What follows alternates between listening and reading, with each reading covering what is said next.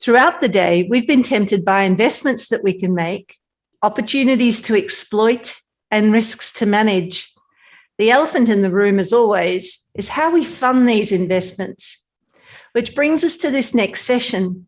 For the first time in Australia, we will be hearing from three of the world's leading practitioners of the art and science of strategic procurement. Together, they have managed to position procurement as a critical asset for every organisation and leveraged it to accelerate transformation, unlock innovation, improve efficiency, and most importantly, to do good. So how did they do it? Allow me to introduce you to our first guest.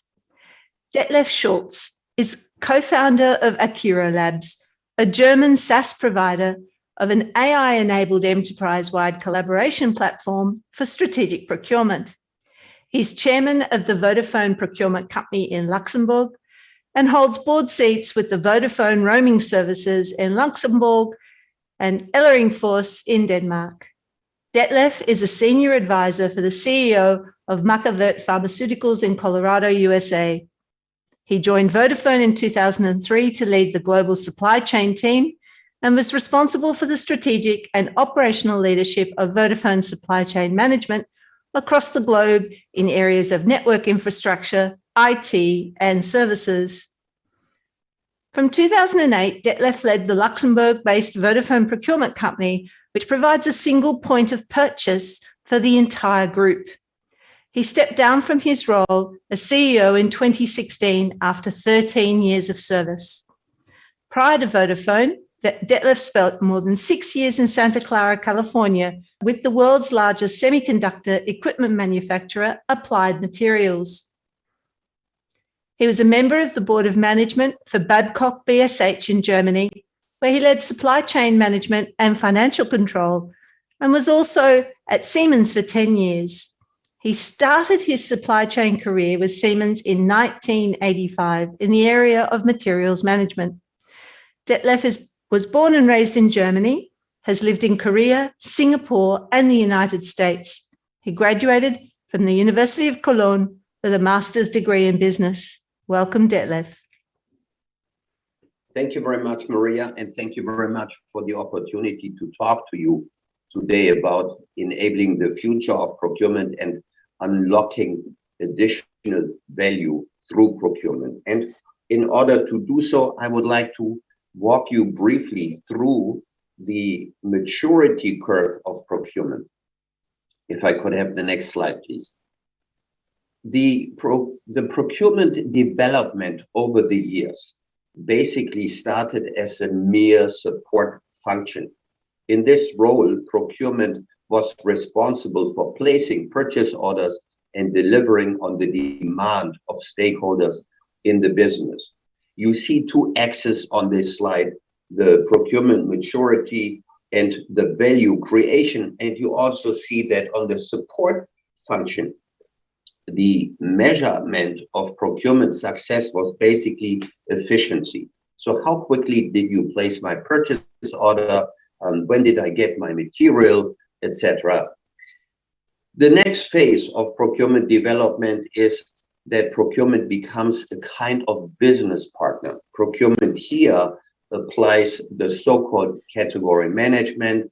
We educate people to become specialists in certain categories.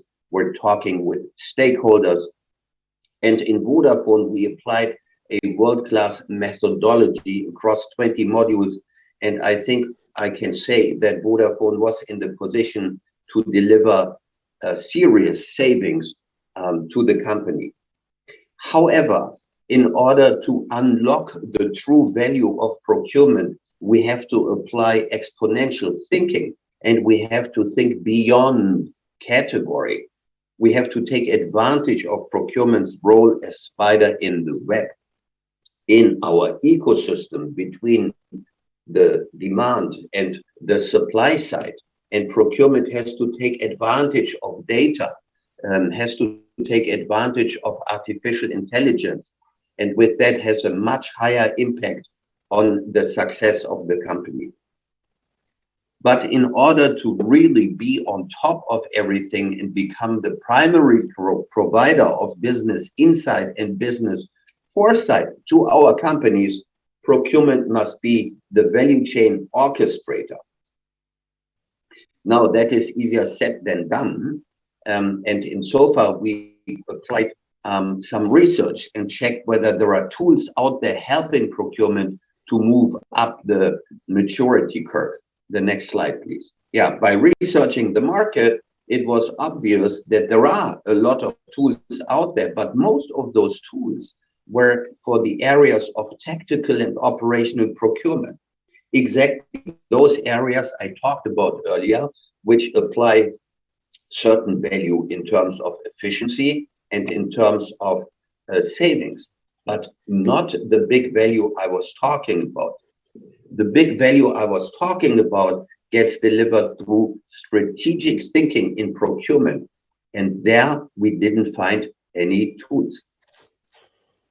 You have to imagine that in Vodafone, we placed roughly 820,000 purchase orders every year, and the entire area of the operational sourcing was to a high degree automated, so that this is going with the high level of compliance and the high level of repeatability with a very high level of efficiency, but the true value lies in strategic deliverables. And in order to unlock those strategic deliverables, procurement has to establish connectivity with all the nodes in the ecosystem internally and ecosystem externally. We have to create some digital glue. We have to connect the workflows, because procurement is probably the most fragmented department in our companies, because it has to deal with so many stakeholders. The next, please. So in order to move beyond category and beyond the demand side and beyond the supply side, procurement becomes a business partner to the stakeholders. But in order to do so and become a business stakeholder, procurement has to think differently. Procurement has to think beyond category. And just to give you a short example, we all know about the changing ecosystems in terms of platform business. If you're a machining supplier, you don't sell machines anymore. You're selling uptime to your customers. You're selling to a certain degree profitability, and therefore procurement must be able to think beyond category in platform thinking. They think beyond categories in terms of across and thinking in projects. They create the strategic intention, and Mark will talk about this later, certainly have to apply thinking with purpose. Beyond a supplier means that suppliers are meanwhile more than just a supplier. Supplier are partners, they can be competitors, they can be joint innovation partners. So we have multilateral relationships where we can apply a broader set of levers to create purpose-driven relationships. All of this applies to procurement, which in my opinion, either in the web and insofar has a unique opportunity to deliver all those deliverables. The next, please. Akiro Labs is filling this gap by providing an AI-enabled collaboration platform, connecting all the ecosystem and fostering the collaboration between procurement and all the stakeholders in the company. We do this by institutionalizing early and continuous cross-functional involvement.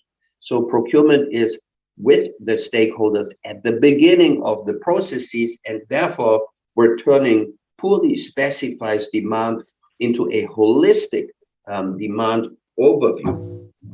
All the data we create and get created through the Internet of Things, through the connected nodes, through all the smart factories will be taken into the equation, and we have to apply auto sense making to figure out what's really important to create the right strategies. Akiro Labs helps here to automate the strategy creation and turning static category management into dynamic beyond category management. So in other words, we're basically shifting the focus from efficiency and savings to sustainable business value. The next, please. So in summary, by being, I call it the ranger in the ecosystem, or by being the orchestrator of the value chain, procurement is boosting value way beyond savings and efficiency, and procurement contributes to the business success, to our planet and society. And the average factor of value creation is 4.4 over savings and efficiency, only because now the total value of ownership is taken into the equation. We're focusing on total demand. Working capital, for instance, is one of the attributes we're working on. Innovation is something Warrick talks about. How do we tap into the largest innovation pool we have, our suppliers? How do we differentiate, support shorter time to market? And last but not least, enable top-line growth. Thank you. Thank you so much, Detlef. There's a lot for us to talk about later. I'm quite looking forward to spending some time considering the competition versus collaboration conundrum, because it's an area that has traditionally vexed many organizations. Our next guest is Mark Perera. Mark is the founder and CEO of Visible, a Gartner Cool Vendor to 2020, and the founder of Procurement Leaders. He's on a mission to help companies collaborate with their supplier ecosystem to drive sustainable business growth. Visible is a technology company that enables enterprise organizations and their suppliers to manage all aspects of their relationship more effectively to deliver mutual value. It makes every aspect of the relationship lifecycle transparent, so companies can align on their governance, their strategy, and develop great ideas together. Mark is passionate about procurement's ability to drive positive change, and this is reflected in his book, Procurement with Purpose. Mark holds a Bachelor of Science in Biology from the University of Southampton. Welcome, Mark. That's a lovely intro, and sorry I can't be there in person, but it's great to join you here remotely on the panel today. So yeah, I'd like to talk a little bit around what we're doing and where we're seeing procurement going in kind of the more advanced organizations, but the industry as a whole.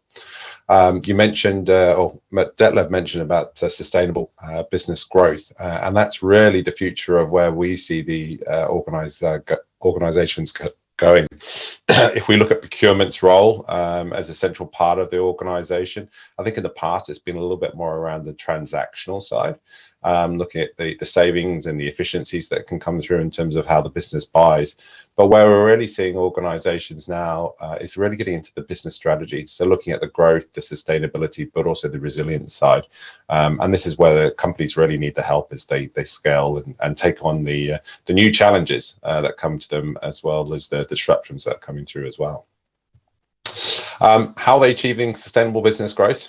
Through supplier collaboration and innovation. So this is the new capability that organizations have been building. Vodafone with Detlef is one of our first customers at Visible. So they really leaned into the space of how they could tap into the innovation from their suppliers and accelerate the move to a new business model at Vodafone. But we're seeing this across multiple industries. We work with FMCG, telco tech, energy companies, pharma. They all see suppliers in terms of a key part of being the innovators of their companies, but also helping them with the sustainability and the performance side as well. Not too surprising, Gartner, obviously the analyst in this space, sees with supplier collaboration as a #1 priority for both procurement and supply chain. And these stats are coming from the leaders of both those functions. I'm really seeing companies now lean into this, both with the resourcing they're doing with their people, but also the technology and how they position themselves with their suppliers. If you think from moving from that transactional side to real collaboration, this is a different mindset, a different way of communicating, and also about how you build trust with them. So they're going to bring that innovation to you, or they're going to tap into more of their R&D budgets against what you're trying to achieve as well. As Detlef mentioned, they're moving to the orchestrators of the ecosystem, and I think this is really interesting. If you think about the spend that's going externally, and then how do you bring in new business models? How do you bring that innovation in there? And we're talking about circular economy as well. How do you both manage the ecosystem, but also how do you create the new ecosystem for the future and drive that competitive advantage, whether it's against the growth or the sustainability side, by working with your partners? And this is not just the large partners. Again, I think if we look at a traditional SRM program, that would focus on the areas of big spend. This is about working with those innovative and emerging suppliers, the ones where your business is moving to. So how do you work with those small organizations, be the innovator of choice, but and bring that technology through as well? There's big impact of doing this. McKinsey did some research with 100 companies over a 6-year period, and they showed companies with deep supplier collaboration achieving 2x EBIT growth over their peers. So there's a lot of opportunity in there as well. Quickly, some of the areas that they're seeing this. So in the revenue growth part of that model, they're showing that companies with deep supplier collaboration were able to commercialize externally sourced innovation by 40%, so increase the speed. So if you think about that, of capturing a new idea from a big supplier or a small one, but then bringing it across your organization, diffusing it across the business, running a POC and scaling it, if you can do that 40% quicker, and you look at where the speed that you need in your organization, the commercialization, both at a global level and regional side, this is huge impacts for businesses, and they try and achieve that.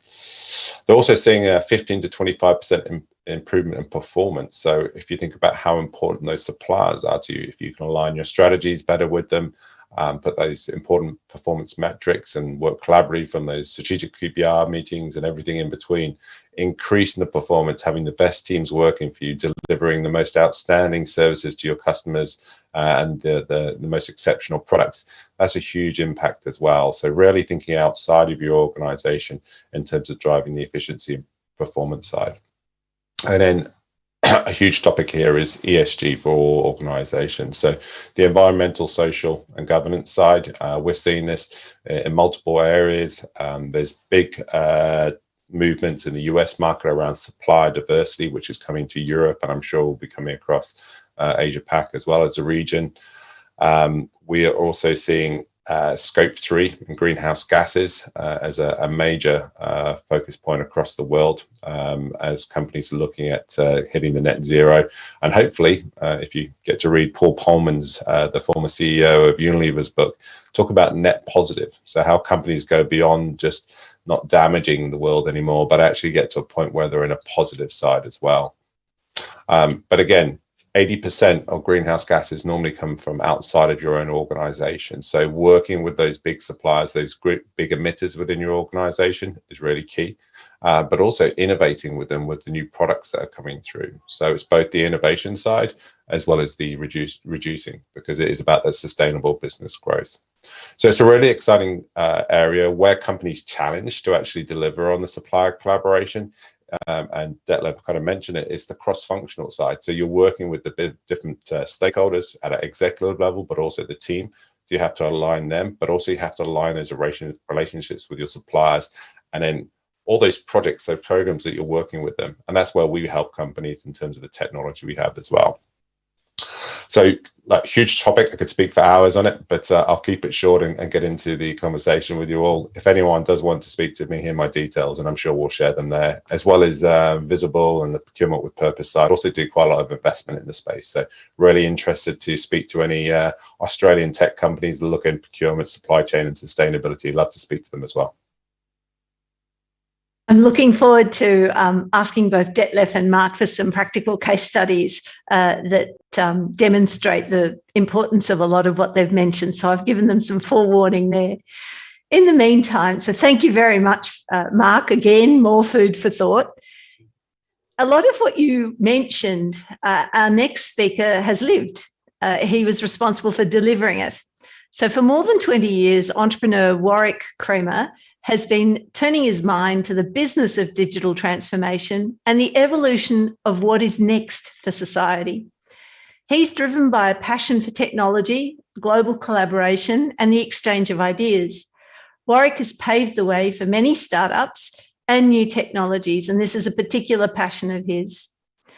As the Global Director Innovation Strategy for Kyndryl, the managed infrastructure services business that was spun off from IBM, Warrick collaborates with global partners, and he builds connections with the innovation ecosystem to support Kyndryl's customers to achieve their ambitions. Warrick is an adjunct professor in the Business School of the University of Queensland.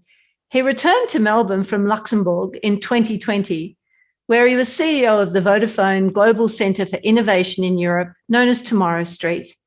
This was a joint venture between Vodafone and the government of Luxembourg, and it was designed to scale late-stage startups and help them reach key global markets and make real change.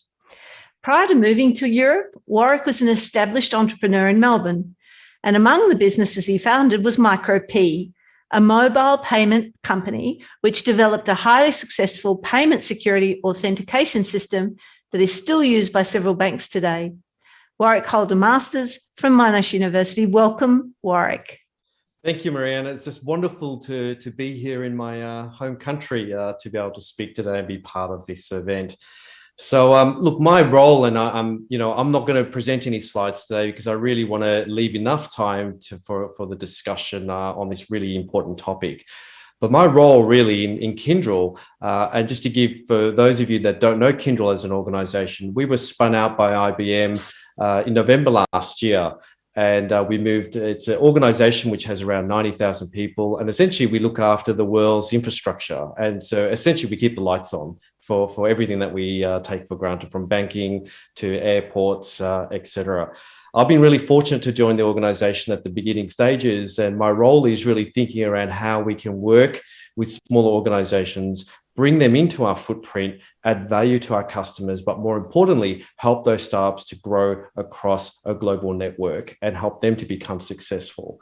So that's really what I've been working on. It's been really wonderful to be back in Australia and just seeing how much has actually changed over the years that I've been away, and how our startups and that whole ecosystem has grown.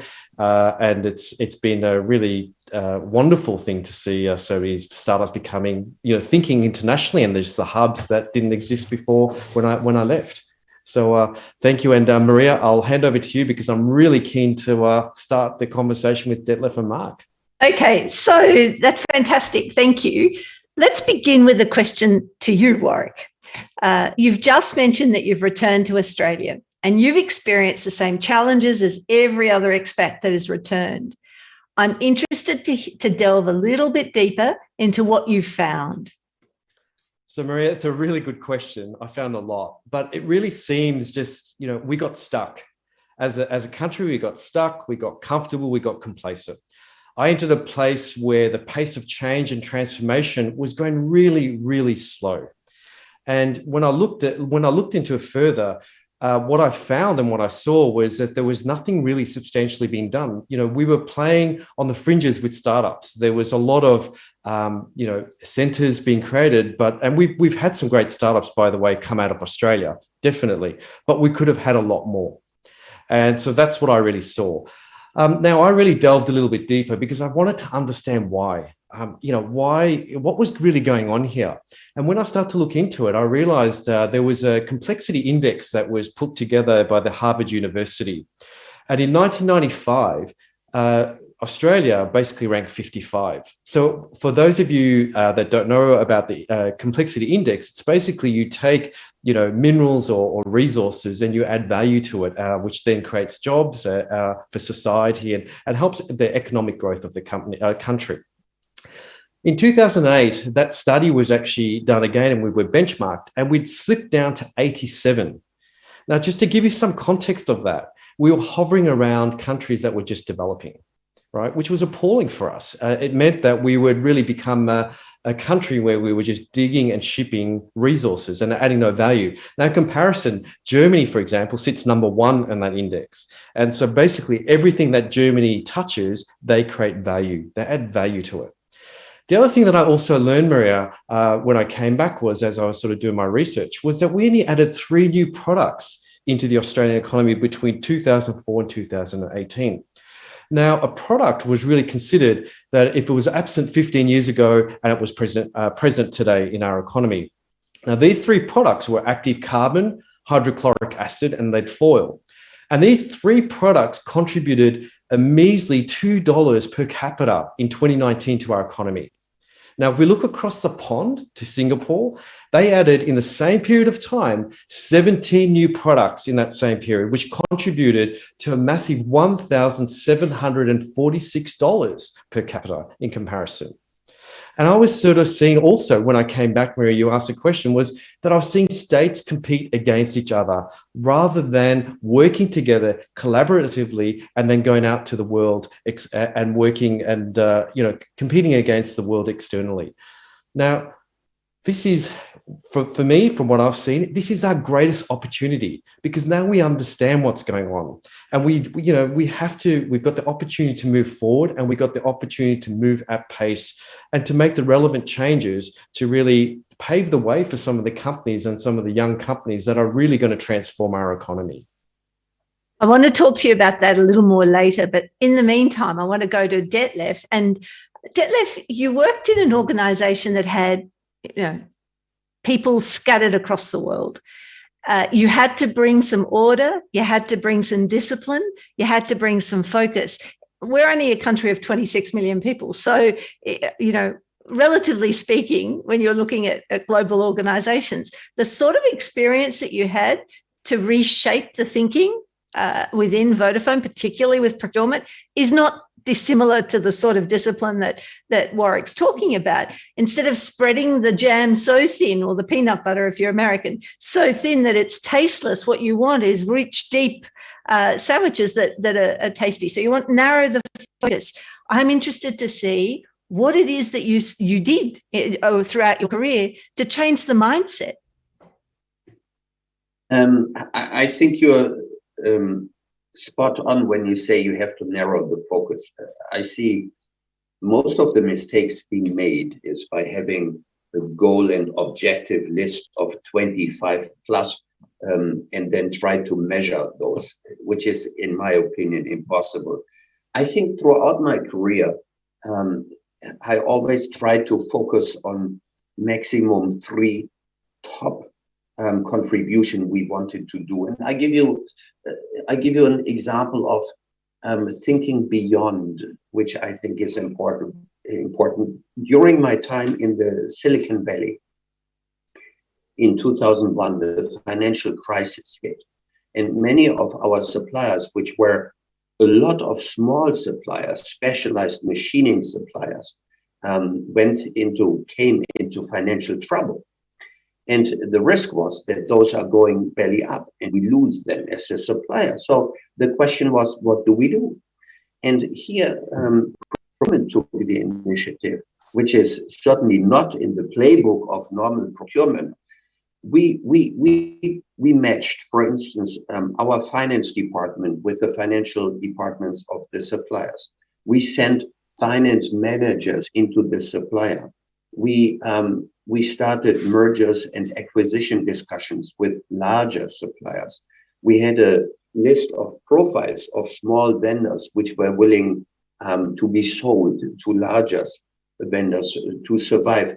And why do I say this? Because the number one focus was keep supply coming. And in order to do so, we had to think out of the box. And that is what we did in that case. And so again, focus, take maximum 3 KPIs you want to work on. And clearly, in my opinion, always have a vision. If you don't have a vision, if you don't apply exponential thinking. I call it 10x procurement. Think the impossible. Where do you put the stake in the ground? You need people to orient themselves on something which is way out there. And that's why I'm a big friend of developing visions. Thank you.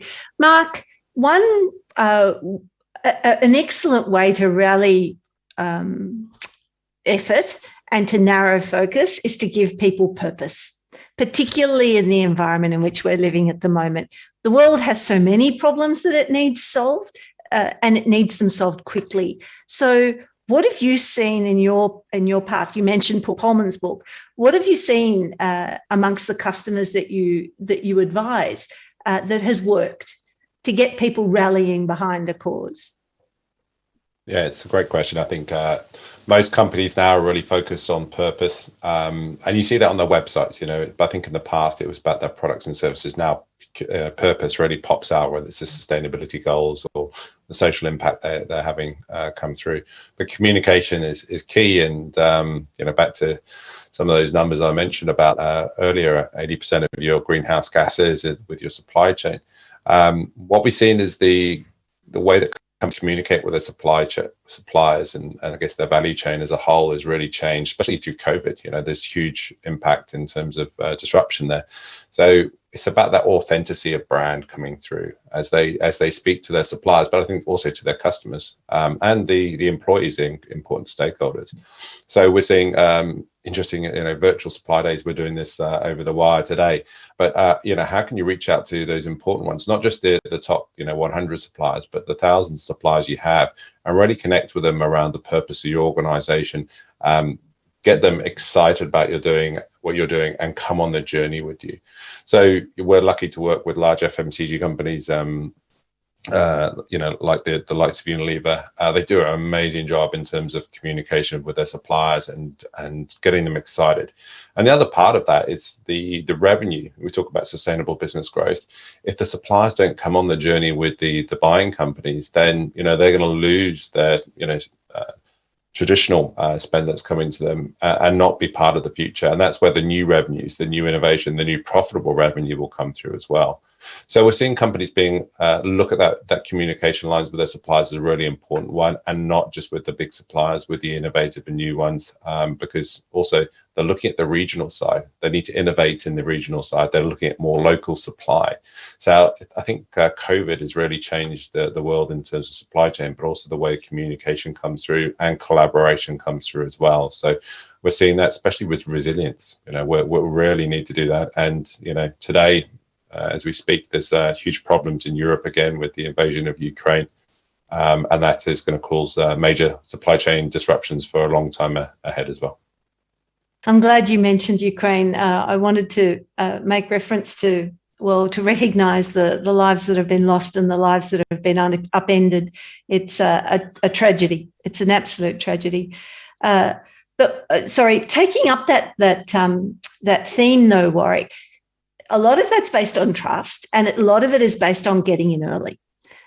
So if you want to innovate, you need to be developing, you need to be all over the ecosystem. You need to know who's working under the radar, and you need to also have the trust established that startups want to work with you, because many of them have been burned by approaching large organizations. But your experience is different, because we were talking about your relationship in Luxembourg, particularly with the PPP that you built. I'm interested to see how you built that ecosystem, because we have elements of it here in Australia, but I don't think we've cracked the nut yet.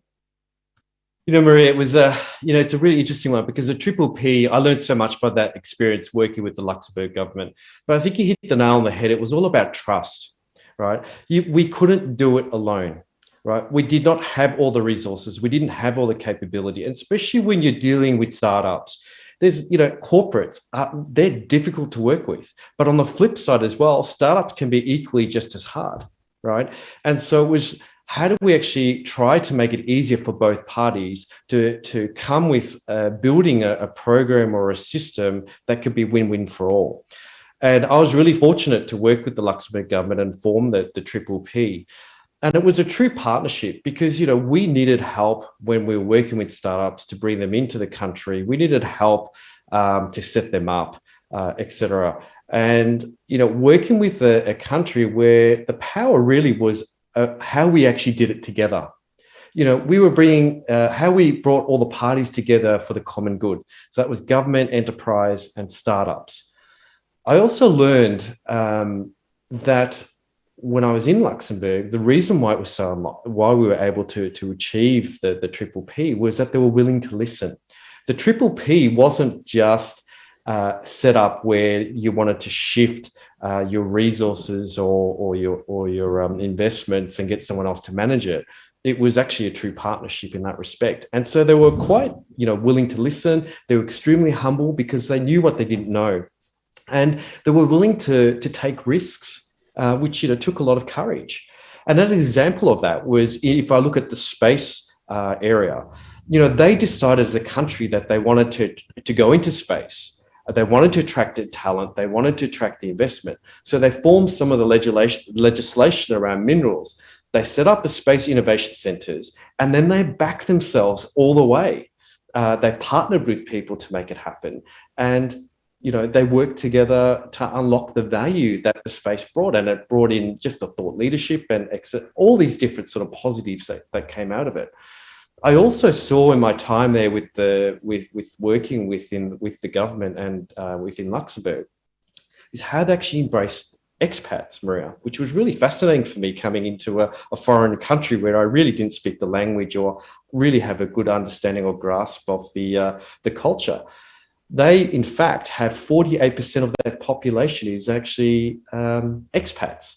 So you quickly gain a very much a 360-degree perspective. And you learn so much. And it comes down to what Mark said around, unlocking that value, and what Detlef's been talking around. How do you actually unlock that value and work with different suppliers? Because when I'm working with a startup that's, lived in Eastern Europe, for example, and that's gone through economic hardships, here in Australia, we haven't had to go through that really. In comparison. And so that lived experience was very, very enriching for me to be able to relate to them and understand and learn that perspective. It's fascinating when you look at, Luxembourg came onto my radar when I was preparing a speech for a fellow I used to work with who's since passed away, that he was delivering in Russia, of all places. And we were doing research, and as I'm looking at the program, there are all these people talking about space out of Luxembourg. And this was back in 2015, 2016. I'm like, what the hell's going on here, And the more you dig, and then suddenly you realize that here is this country of 680-something thousand people that happens to be per capita the wealthiest country in the world because they managed to have got it all right. And what was interesting, I remember we had our conversation with Pierre Gramigna early last year. It was the humility, it was the sense of, I don't have all the answers and I'm here to go on the journey with you. It quite mind-blowing. The other element, of course, Detlef, is the data. So procurement sits on this treasure trove of data, making sense of it beyond the PAP, beyond the basic Excel spreadsheet is the real prize, isn't it? Yeah, thank you. Again, spot on, Maria. I think procurement is in a unique position because being at the crossroads of external and internal information coming your way, if you then apply smart data analytics and you use artificial intelligence to create business intelligence by foreseeing certain developments, then I think you're on the right track. And it starts with data analytics in little areas. I give you one example, if that's okay for you. Procurement prides itself to have an impact on working capital and expanding payment terms, for instance. Now, however, sometimes that doesn't have an impact on working capital, and you wonder why. If you then run the data of what's in the contract, and what does accounts payable really apply, you sometimes have a gap because we pay too early. And just by having that knowledge, then you can go to AP and say, listen, you guys pay too early. We have an opportunity here, which then manifests in real money. That is just a simple example of taking advantage of data. Another example is if you are able to foresee the future to a certain degree. If you, for instance, compare the development roadmaps of two companies, and you see that they are leaving the area of competition and focus on various other areas, there might be a likelihood that one company takes over the other. If you know this early enough, you are then adapting your roadmap of your company accordingly. And that is what I meant with business insight and business foresight. It is doable, but there is so much data that you need help, like for instance, through Akiro Labs, helping you sorting through this data and making sense of it. Having made sense of it, Mark, you have to make choices. We talked about focus before. How do you help companies make the right choices? It's an interesting one. I think you can't just boil the ocean in terms of where they put their plan and strategy. So it is focused. I think we're seeing that in terms of link it into the business strategy all the way up to the board. And I think that's somewhat was disconnected in some procurement organizations in the past where it was more savings orientated, which is great for profitability, but what's the cost of the savings? You might be kneecapping innovation or taking things down, especially when you look at the purpose side in terms of ESG and so forth. Scope 3 is definitely the focus at the moment, where we're seeing that across the world, and that's great because it is the decade of action. We need to start doing something about reducing carbon and greenhouse emissions this decade if we're going to give our kids any chance. So I think that's number one priority, and that's where companies are really reaching out to their suppliers to work on there. After that, we're seeing the supplier diversity is a big trend as well. So I think we'll see that coming through on the ESG side, as well as water and forestry side as well. It's great that we're going to stop ripping down the Amazon and the forest in 2030, if there's any left. But yeah, we're seeing it through. But definitely, we're seeing Scope 3 and supplier diversity and inclusion as key ones as well. But I think it's the other part they're really looking at is the economic impact of their buying. So the local communities. And what I think is exciting for Australia is how do the large companies and smaller ones actually look at innovating together in the ecosystem and actually driving the Australian economy by working together rather than having to go abroad. So I think that's where we're seeing companies now looking at how do they have the localized impact of where they buy as well. So this is a question for the three of you. We had a car manufacturing industry for many years. It was heavily subsidized, but we had it. And as a result of that, we had many small manufacturers that contributed to that supply chain. Some of them have retired, others have moved into other sectors. To my mind, when you've got the chairman of the two largest EV companies in the world as Australians, it stands to reason that you'd do everything you could to attract some of that business to Australia and leverage the assets that you already have. Warrick, how should we be thinking about attracting that sort of investment to Australia, those global R&D hubs that come here that not only manufacture but also do their product development here? So, Maria, it's a really interesting question. I think, what we've seen today is really Detlef showing us how to unlock the value in the balance sheet. Mark showing us how to act on purpose. I think the thing is but we have to make it easy for startups to work here, right? We have to make it easy to take the research and bring it to life and show how we can commercialize that research, right? We have to, think around the manufacturing capability. How do we bring the skills back in? How do we make Australia attractive and competitive again as a nation to the industry, that EV industry that you mentioned, Maria.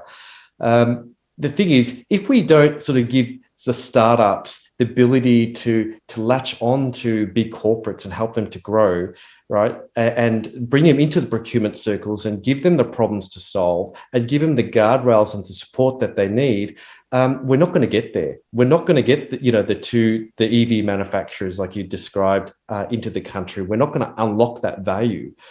So I think it's a great opportunity for us is now, and we really need to come together and really, I think, be united and go out collectively. As I said earlier, we can't solve this problem on our own, and so the government has to contribute to these. Enterprise and corporates have to contribute to this, and so do the startups. And we have to really nurture the next generation. So, Detlef, here's picking up on that. In addition to attracting, we have organisations transforming themselves quite radically. We have public sector organisations, particularly in New South Wales, that are doing a digital transformation that is comparable to the best in the world. Service New South Wales has under the leadership of Victor Dominello, just done some remarkable things that have helped us during COVID. We also have major financial institutions through, decisions taken in the past that are faced with having to rip out $8 billion in costs. Now, the simplest way is, of course, to slash and burn. But I also, from this conversation, see it as a tremendous opportunity to make informed decisions, to reshape the size of the bank, of the financial institution, with a startup's mindset. How do we reshape this business so that it does build back better? What are the sorts of things Mark and Detlef should they be thinking about? And Warrick, please pipe in at any time. Yeah, well, it's interesting, the financial services sector, and London is a hub of it as well as but I think the fintech side in the UK, so a little bit building on Warwick's part, UK's been really good at getting funding for early stage companies. So we have the EIS tax and SEIS, which is great to get early stage in. But then there's the collaboration with the big banks as well. So I've worked with Barclays, doing some work with Lloyds at the moment as well. Really interesting of how they invest in this company. But if you think of the bank of the future, the fintech side is going to come through. But how do you take that to the customers, the consumers at mass, and also how do you bring it to the corporate customers as well? So I think we're seeing the ecosystem in the UK coming through. Yes, there is a productivity drive in there, but also, you have to have the security. This is financial data and so forth. So we're seeing the financial space making sure they get sandboxes for these companies to work around the consumer data, and then they can become in part of what the large banks are offering, because it's very hard for a small company then to go and start doing that. And the open banking side in the UK has been massive in that change. But I think it's a bit of a funding. I think it's also the leadership really understanding the change coming through. But yeah, there is going to be some productivity side, but I think some of that will be natural attrition. But then it's what the new business models is as well.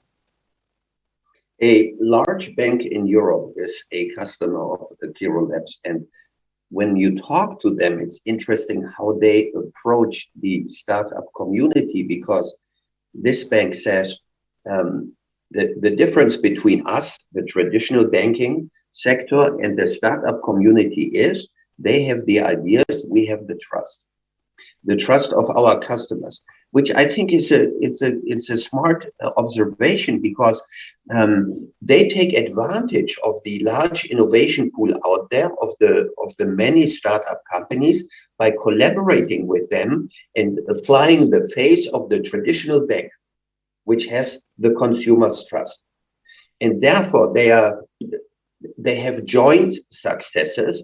And they are not competing with each other, but they are complementing each other. And I think that is one of the approaches you could apply in Australia as well.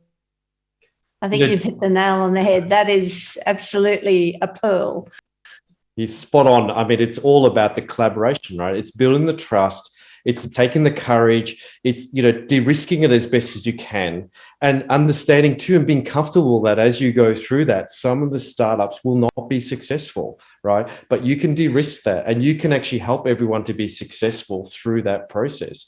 You're right, Detlef. I mean, when you see the banks, they've got the trust of their customers, but also it's moving and building those use cases for the startups as well, building the success. What many corporates do is that they get the startup, let's go and do a procurement agreement, right? Okay, let's make it a little bit simple, and then let's put them in a corner and then expect them to work, right? That doesn't happen, right? Because they don't know how to deal with the corporate to begin with, right? Because they're speaking a different language, right? They're measuring from their criteria for measuring around their KPIs as very different to a startup, and they're working at different paces.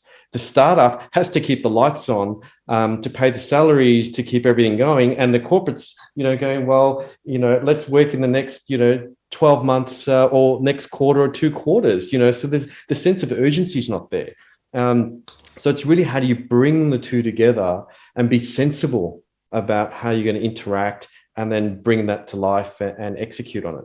So there's an old school buddy of mine from Southport School, actually, Christian, who runs Lend Invest. So Lend Invest does bridging of mortgages, both commercial and residential, but they do it on a peer-to-peer basis.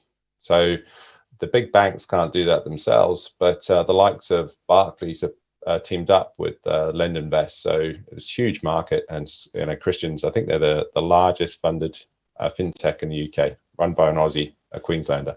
So it's good to see. But that's the type of partnerships. They also have a partnership with Market Invoice. I think it's called Market Finance now, and that's looking at accelerated payments, again with a peer-to-peer approach on that. So we're finding these partnerships coming through from fintech and large banks to do it. And I think this is what we'll see coming through, giving that access, that trust of the large bank in terms of Barclays, but then the new innovative model of a Lend Invest and Market Finance is a great opportunity coming through. Detlef, I want you to have the last word. Yeah, I just wanted to have a last remark on the collaboration between large and small companies. And there are opportunities and challenges. And let me start with the challenges because then I can end up with the positive, the opportunities. So on the challenge side, traditionally large companies apply the processes they are used to work with. And that means there is a 150-page contract. There is 15 discussions before you then say, send me a prototype, which of course has to be free of charge, etc., etc. I think those are the processes we have to say goodbye to, because startup companies cannot deal with 150 pages contracts. They don't even have a lawyer. Warrick talked about this, how to do this, how to create this trust component. And once we learn how to change our behavior towards the small companies, I think the trust gets established and they propose new ideas. As I said, this complementary, and this is happening in all industries, not just banking. So then on the opportunities, and that brings me back to your earlier data point, Maria, having access to a lot of data and having access to all the nodes out there in the ecosystem, creating the transparency of opportunities in the market should foster that collaboration between small and large companies, because large companies don't have the bandwidth to cover all the new ideas coming out there of the market. And at the end, never forget, everything is driven by the customer. The consumer wants these solutions, and hence they are looking out for it. And that is what we can take advantage of. That's a perfect place to leave it. I've got one more point to make, Detlef. It's not just that the small company can't afford the 150-page document. The big companies that are doing business with you can't afford them either, because if you're spending that much on contracts, you're not spending it on your staff, your shareholders, or your customers. So it's a very important point. This has been a great conversation. We've been going for an hour. We can go for another hour easily. What it's demonstrated is the power of this lever that companies can pull, the power of strategic employment. What it's demonstrated is that you have to look right across the company at all the different opportunities that are available for you to serve your customer and your user. Gentlemen, I can't thank you enough for your time. I can understand and see now why you've enjoyed each other's company and been so successful in collaboration with one another. And I look forward to the day of welcoming you in person to Sydney and to Australia and to Adelaide, perhaps without quite so much rain. But until then, my thanks for your time. Thank you. Thank you for having me. Thank you very much.